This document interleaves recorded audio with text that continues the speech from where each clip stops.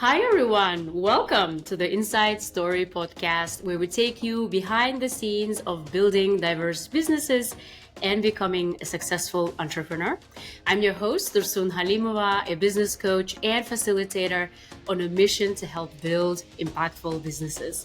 And today, my guest is Emi Orbán-Agg, who is growth marketing consultant and founder of Do It Right Marketing consultancy firm based in Budapest, Hungary. Emi has over 10 years of marketing experience gained both at startups as well as big global brands such as LinkedIn, Nokia, and Orange. Having worked in San Francisco, London, Paris, Emi has recently relocated to Budapest, Hungary, where she hosts workshops as well as mentors startups and entrepreneurs to help them grow their businesses.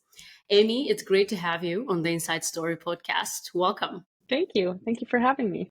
To start off, I would like to read several unfinished sentences, and I would ask you to finish them for us, please. Okay, you're putting me right on the spot. That's the whole point. Here it comes. Being an entrepreneur means Just being on an emotional roller coaster. building an impactful business requires To really focus on the customer. So have a customer first mindset.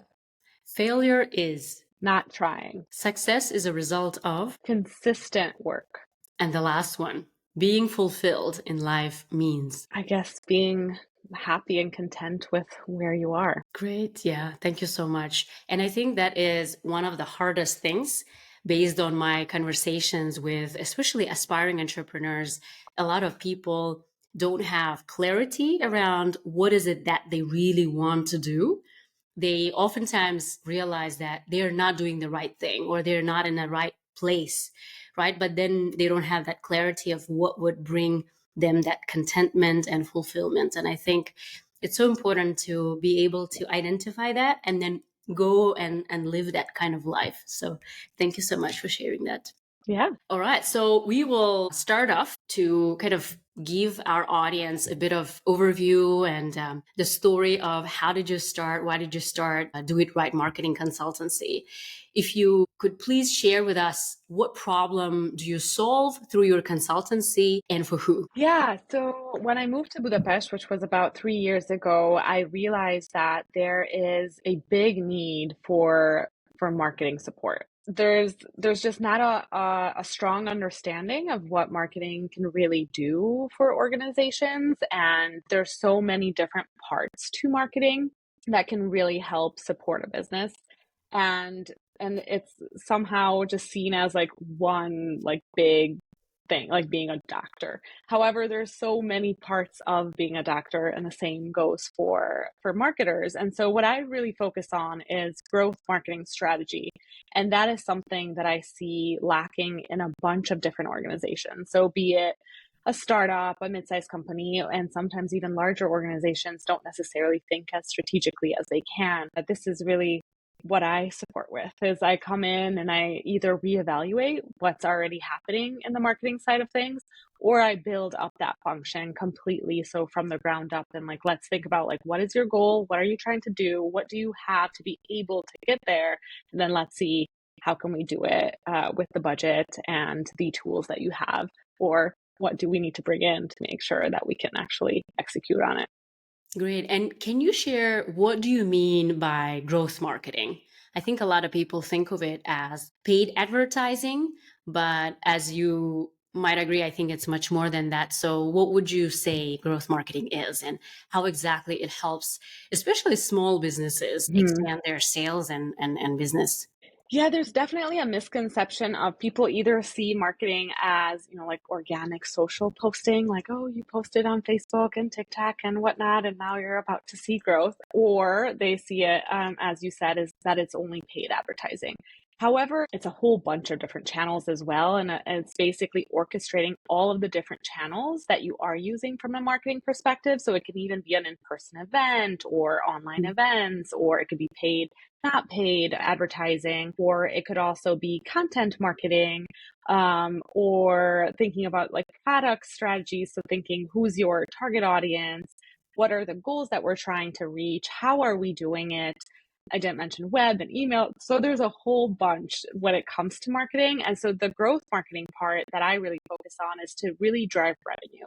And so be it a B2B or a B2C company, I focus on driving more conversion, which could be, free trials or app downloads or bringing in leads for the sales team. And so what I really focus on is creating that multi-channel approach that will bring in those conversions. As we have briefly touched upon in the beginning, you've worked in global brands like LinkedIn and Nokia. What made you want to start your own business and start specifically marketing consultancy firm? Just to give an idea to our listeners, you started it in 2023, which is a year and a half ago. For anyone who would, see your profile would be like, if you worked as a marketing specialist on LinkedIn, isn't that the best marketing job out there? So I'm curious what made you decide to start your own consultancy firm? So the answer is yes. Working as a marketer at LinkedIn is amazing.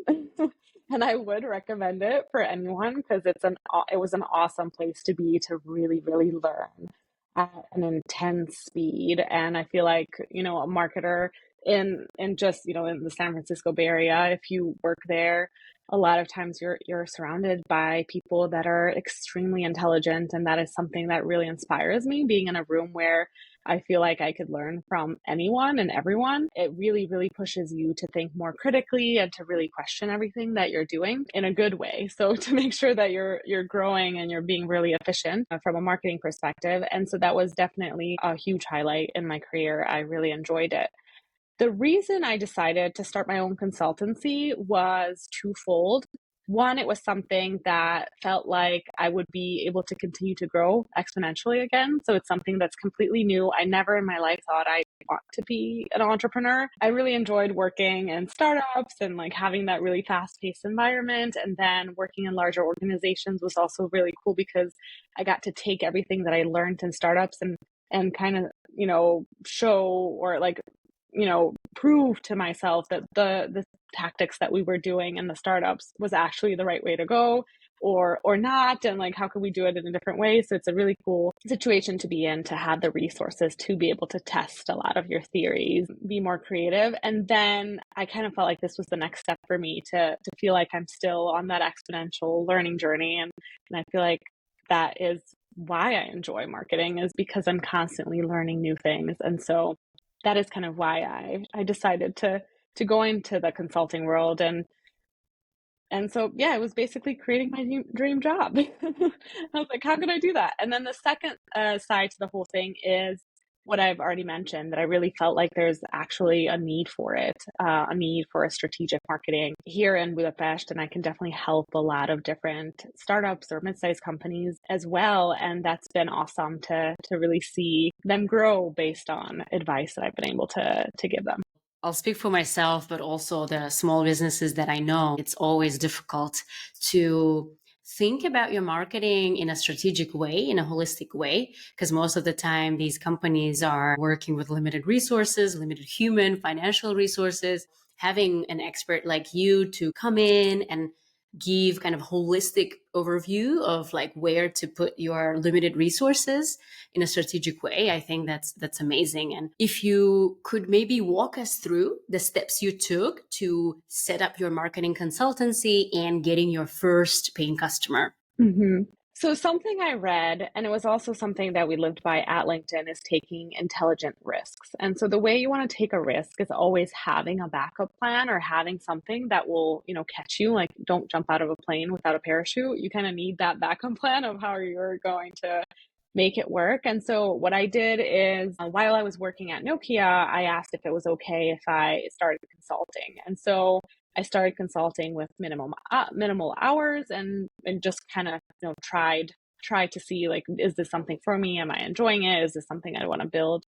And by the time I left Nokia, I had I was full. Like, I had enough clients it didn't feel like jumping in the deep end as much, because by then I had built out amount of clients. So obviously I wasn't able to do that while working full time, but I told them like, oh, from October, I'll be able to take on hours with you. And then that's kind of what I did.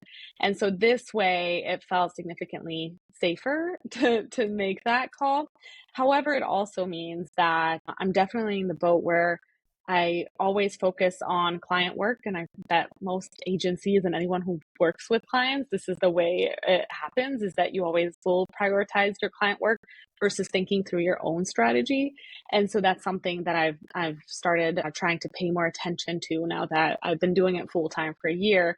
I'm starting to really think about like, okay, so who is my target audience? Let me take my own, strategy advice and make my website speak to them more. Or let me think about like, what are the actual use cases that I've seen with the clients that I've worked with, and what is it that they really need? And what is it, why do I not close deals, and why do I close deals? And so I'm basically trying to take my own advice and apply it to my own work now. But that's been a journey as well. How you want to go to the hairdresser who doesn't have a nice haircut because they're the ones that cut the hair for everyone else. That kind of expression comes to mind when I'm thinking about what I've been doing. Is I've kind of been like running after the fact that I'm trying to get all my client work done. And then only now have I started to really have time to think more strategically about my own business. I can totally relate to this point because, as a business coach, I find myself helping clients grow their business or do things that I'm not doing. And just like you, I recently started also rethinking. I'm like, okay, wait a minute, like what is my strategy? Who do I want to attract? Maybe I should be a bit more deliberate in terms of like, how do I go out and who do I work with? It is a challenge because your time is limited. And then if you spend all of your time consulting and helping your clients, you don't really have much time to also kind of take a step back and reflect Yeah. on your own business and where you want to go. And that's something actually that my mentor, I just started seeing a mentor, and what she recommended is she's like, you shouldn't sell all your hours. Like you shouldn't sell as many hours as, you used to work for a big corporate organization, because there's so many things that you have to do that you don't have to do when you're an employee. Like when do you bill people? When do you, prospect into new clients? And when do you, work on your own website? Like all of those things that you wouldn't need to do if you have a full-time job, you now need to do yourself. And so that was a very eye-opening thing she said, is like, don't sell 40 hours a week, like sell less hours, because you need that time to really focus on those pieces. Otherwise it kind of flows into your, your evening, and you end up not having work-life balance. Exactly. And also the other challenge is when you are in a service business, you should be constantly selling your services, right? And Mm-hmm. client work eats up most of the time and energy. And oftentimes then you are not left with enough time and energy to go after new clients, right? So it also might happen that, okay, you have number of clients, but then once the project is over, then you're like, oh, but now who do I work with, right? So the sales part of the business should be ongoing, and you need time and energy to invest into that to make sure you have constant flow of new clients coming in. Yeah, and that's also a new skill to learn, because even as a marketer, like you would think like, oh yeah, she can sell, but no, I'm a good marketer. I'm not a good salesperson. So now I'm trying to learn like how to be a good salesperson, and like doing things that you wouldn't necessarily feel come, naturally, because it's just not something that I excel at all. So yeah, it's fun to learn completely new parts of the business. I think that's why entrepreneurship is so great. And for me, I see it as one of the best ways to really develop and fulfill one's potential, because you are Hmm. constantly challenged. You constantly have to learn new things. And one of the best parts and the hardest parts of business is selling. I think no matter what you do, you are in a sales business. And maybe kind of to touch upon this now, we started talking about maybe the challenging parts, right? So what were some of the challenges you experienced or you had to overcome, both in relation to the move? It was a big move, right, from San Francisco to Budapest, as well as leaving the full-time job and starting your own business. What were the biggest challenges you had to deal with? Yeah, I guess there's such a thing as culture shock, even though it's so I'm half Hungarian, I'm half American. So when I moved back to Hungary, I had lived here during my high school years, and so there's definitely that, a culture shock again because I had never worked here. So that was very new for me, is just like what the working culture is like. That isn't the, other cities that I've worked in. So definitely that's something to bear in mind and to really learn, like, how do I, understand this new environment? And I guess like what's hard is that nothing's ever perfect. So everyone needs to, like, I feel like so many people feel like, oh, if I just moved here or there or whatever, like it'd be perfect. But every single place you live, there's good and bad. And so I think that's just something that people need to be aware of, is that everywhere you go, you're going to have some things that are going to be much better than the previous place you lived, and some things just won't be as good. So, for example, I really miss having sunshine in the winter. I think that was very, very hard. And I'm very worried about that coming up again, is when, the sun just doesn't come out every single day versus in San Francisco. Honestly, it's very rare that the sun doesn't shine for at least an hour. And I feel like that 1 hour really helps. So Maybe it's these maybe little that's the things. secret. Sorry, maybe that's the secret for the success, for the entrepreneurial success, like in San Francisco, in, like Silicon Valley area, because they have sun all year Yeah. round. Okay, now it makes sense. Yeah. You might have more energy throughout the year, right? Because like during the winter when it's cold and it's dark and you just don't have that energy. And yeah, maybe that's the secret. I think for most people, having the full-time job is in a way comfortable, right? At least you have Hmm. your fixed hours, you know what to expect in terms of salary, benefits. You may choose not to work too much, but then when it's your own business, when you have to quote unquote hunt your own clients, right? Then it becomes it's Hmm. challenging, it's unpredictable. What was the biggest challenge there when you transitioned from full-time job to building your own business? Well, a funny story is that when I told one of my coworkers at Nokia that I was leaving, and I'm actually very worried because my new boss is just, seems really awful. And I remember him being like, "Oh my goodness, then why are you leaving?" And I was like, "Well, I'm going to be my boss, and I feel like I'm going to be the most critical, boss I've ever had." And it's true. I feel like that might be the hardest part, is that you really, really rely on yourself.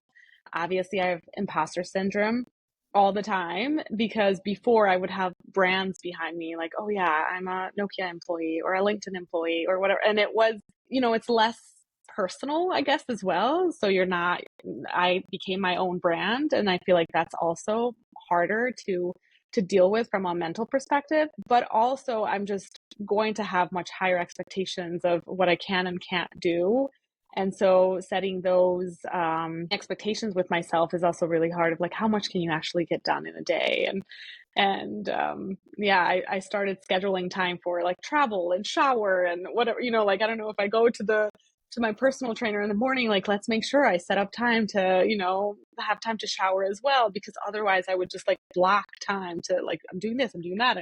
And it's not feasible to be working that nonstop. So you have to start setting expectations. And Yeah. and that's something you have to, learn every day of, did I set my expectations for today in a healthy way or not? Yeah, I think that's Yeah.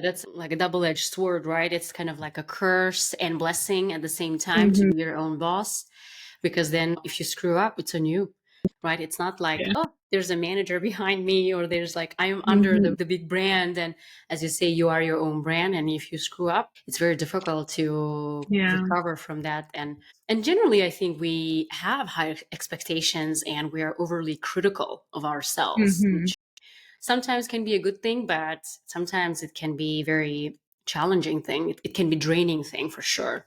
Yeah, and then from the doing everything alone part, what I do suggest, because what I did is I hired a bunch of people to help me. So like, I have a lawyer, I have an accountant, I have an assistant. I used to work with a coach as well, and I do think this is really, really helpful, because even though I don't necessarily have a team, I do have support. So when I've gone through situations where I wasn't really sure like what to do next, I did have someone to turn to.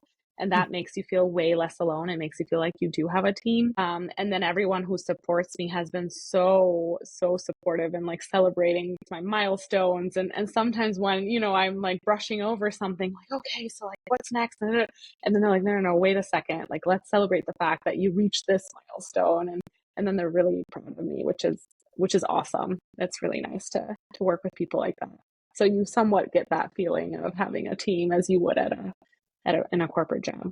Indeed, yeah. I mean, I think it's so important to build a support system and to set yourself up for success from the get-go. I think you are alone to the extent you think you are alone in a business, right?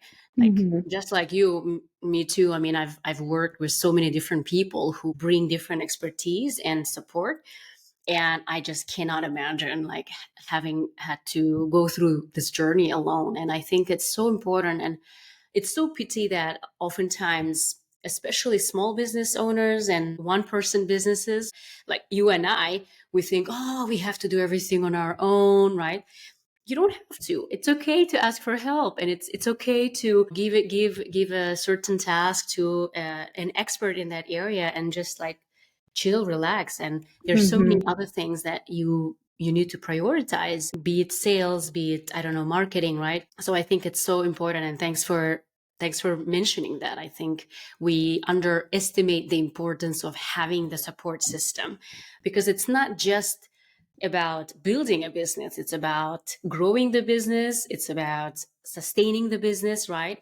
All the while having that support system kind of guide us through that experience. I think it's not only makes our journey easier, but also I think it makes it much more fun, as to your point, because you have a cheerleaders basically like cheering you on. I mean, it's not the only reason I pay them, but it's a nice reason too. And it Yeah. is nice to have people like that, because obviously you can surround yourself with, friends, and my husband is very, very supportive as well. But I do think it's important to have people that work with you to also be around you, who can support you. Yeah, it's different still, right? It's like having Yeah. your friends and family, it's a different thing as opposed to having kind of people who are in a way also paid, right? They're paid to do, Yeah. and it's their job to help you succeed, and hmm maybe at times be very honest with you, right? Whereas a partner, friend, family member might not be, because they love you, they want to be nice to you, right? And I mean, certainly, like as a coach, I had to confront people at times and help them realize things that they're not, or they don't want to accept. When you compare your experience at LinkedIn, for example, which I assume they had a lot of marketing specialists and marketing budget at their disposal. If you compare that experience to small businesses that you're currently consulting, what would you say are the major differences in the way they do marketing? What are some hmm of the things that the small businesses aren't doing, or they could learn from big brands like LinkedIn? I don't even think it's necessarily a budget thing. I think it's just taking a step back before you do anything regarding marketing, and asking yourself, why are we doing this? Like, what is the goal that we're driving towards? And will this activity that we're currently thinking about doing, will this help drive towards that goal?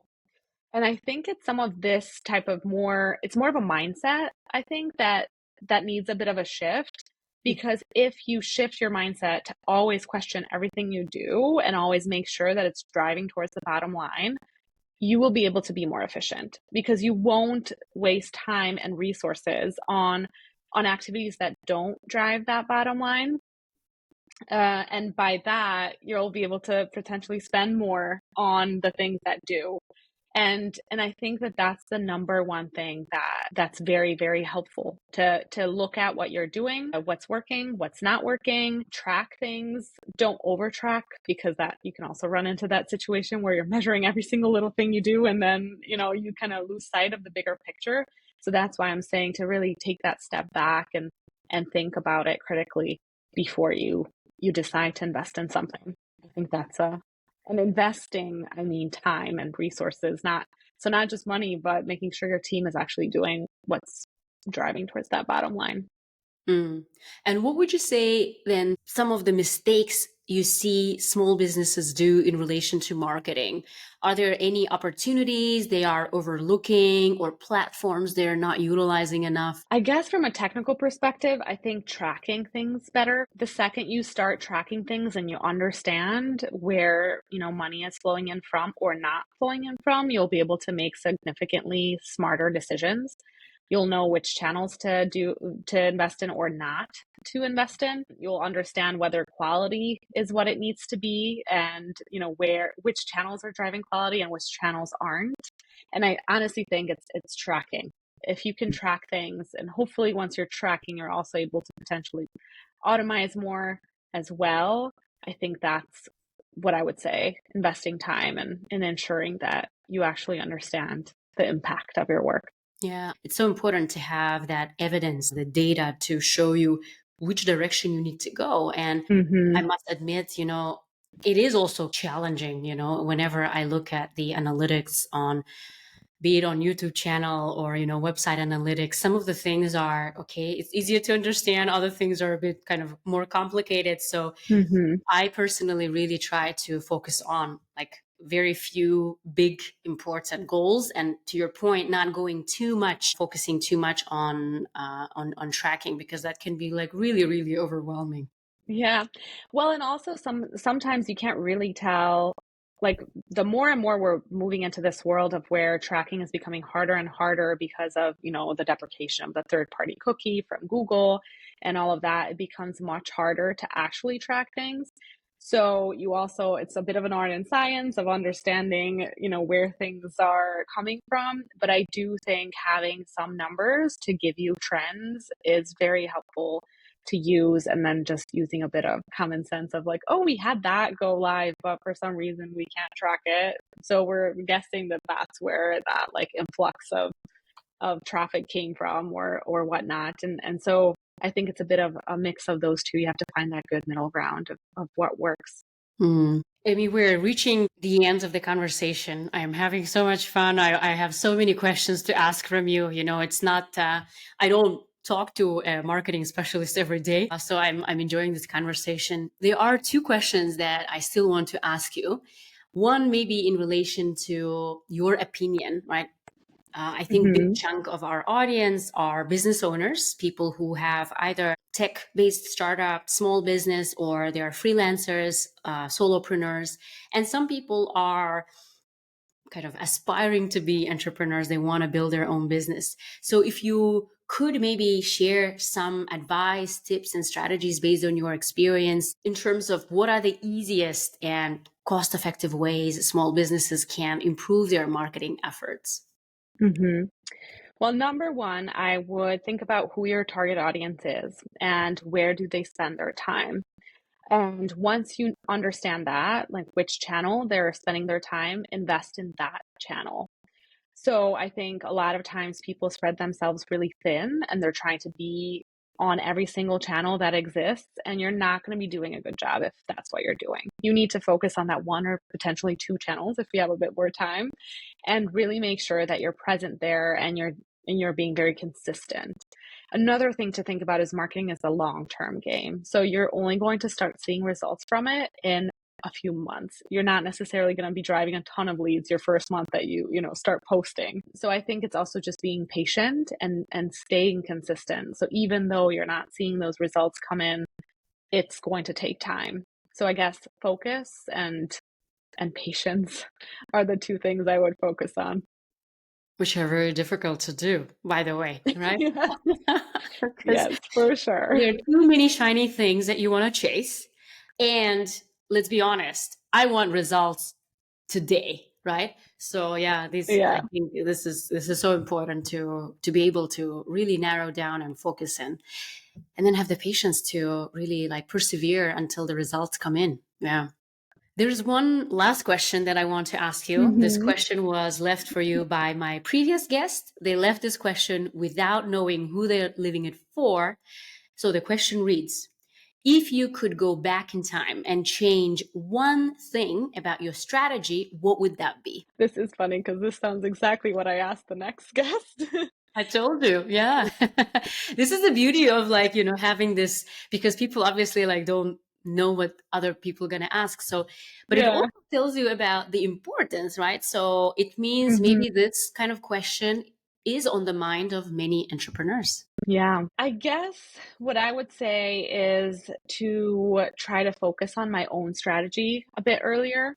So I start to form, what direction I want to move in, start taking my own advice of what I give my clients. I guess that's what I would say is to be a bit more strategic from the beginning instead of letting myself get overwhelmed with clients. And I guess another thing is to really focus on setting boundaries and figuring out like how much time can I actually sell to clients and how much time do I need to spend building my own business. I think that's, this balance part is something that's very important and something that I'm learning now, and it would have been nice to know that from the start and start investing in it from the start. Great. Here's another piece of advice for aspiring entrepreneurs. Before you jump into entrepreneurship, make sure you have a clear strategy in mind. Well, Emi, this has been such a eye-opening and wide-ranging conversation. I really enjoyed getting to know you as well as your perspectives on marketing. Thank you so much for helping us small business owners understand the importance of marketing and that it doesn't really take a lot of resources, financial resources, right? We just need to be a bit more intentional and strategic in terms of how we use our limited time to make sure marketing drives towards the goals that we want to achieve. So thank you so much for being on the Inside Story podcast and sharing your perspective. Thank you for having me. Thank you.